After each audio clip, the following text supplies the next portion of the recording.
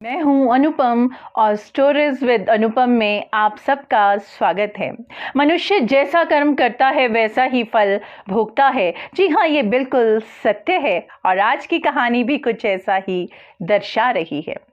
किसी गांव में एक जमींदार रहता था। उसके पास एक बकरी थी और उसने गांव के लोगों से कहा कि जो भी व्यक्ति इस बकरी को 3 दिन भरपेट घास खिला देगा, मैं उसे अपनी आधी संपत्ति दे दूंगा, लेकिन शर्त है कि बकरी भूखी रह गई तो मैं उसके आधे खेत अपने कब्जे में कर लूंगा। शर्त सुनते ही कई किसान उसके पास आए और उस बकरी को भरपेट घास खिलाने की शर्त स्वीकार कर ली और जमींदार ने किसान को बकरी दे दी।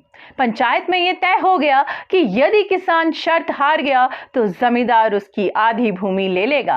किसान बकरी को अपने घर ले गया और उसे बढ़िया बढ़िया घास डालता रहा और चौथे दिन पंचायत में बकरी को लेकर पहुंच गया और जमींदार ने कहा, अब बकरी के सामने घास को डाल दिया जाए। यदि बकरी भूखी हुई तो उसे खाएगी, अन्यथा उसे छोड़ देगी।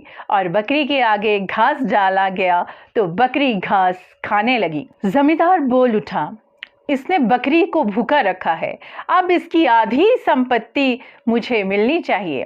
पंचायत में निर्णय हुआ था, इसलिए उस बेचारे किसान को मानना पड़ा।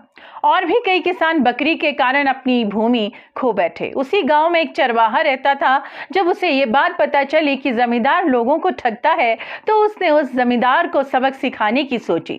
वह जमींदार से इस शर्त पर बकरी को ले आया कि यदि बकरी भूखी रह गई तो अपनी सारी बकरियां उसे दे देगा, नहीं तो जमींदार की आधी संपत्ति ले लेगा।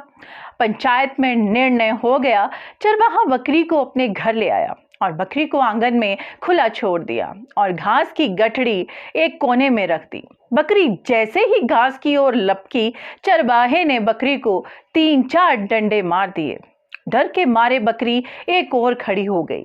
थोड़ी देर बाद चरवाहे ने दूसरी गठरी रख दी। बकरी फिर घास की ओर दौड़ी और चरवाहे ने फिर उसके मुंह पर डंडे मारे। बकरी फिर दूर भाग गई। इस प्रकार 3 दिन तक चरवाहा उसे घास दिखा दिखा कर पीटता रहा।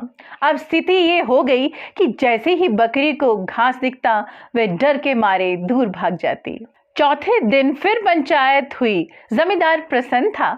भूख का निर्णय करने के लिए बकरी के आगे फिर से घास डाल दी गई, परंतु बकरी तो घास देखते ही दूर भागकर खड़ी हो गई और जमींदार को उसकी चालाकी का सबक मिल गया। शर्त के अनुसार पंचायत ने उसकी आधी संपत्ति चरवाहे को दिलवा दी और गांव वाले बहुत प्रसन्न हुए। चरवाहे ने वह भूमि हारे हुए किसान को लौटा दी। उस दिन से जमींदार ने भोले भाले लोगों को ठगना छोड़ दिया। तो कहानी हमें ये सीख दे रही है कि हमें कभी भी छल कपट या चालाकी से किसी के साथ भी विश्वासघात नहीं करना चाहिए।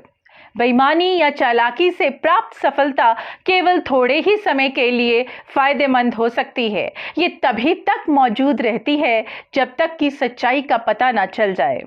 जिस दिन लोगों को सच्चाई का पता चल जाता है, उसी दिन से इस प्रकार के लोगों पर से उनका विश्वास और भरोसा उठ जाता है। मैं उम्मीद करती हूँ आपको आज की कहानी पसंद आई होगी। मैं फिर मिलूंगी, आपकी अनुपम।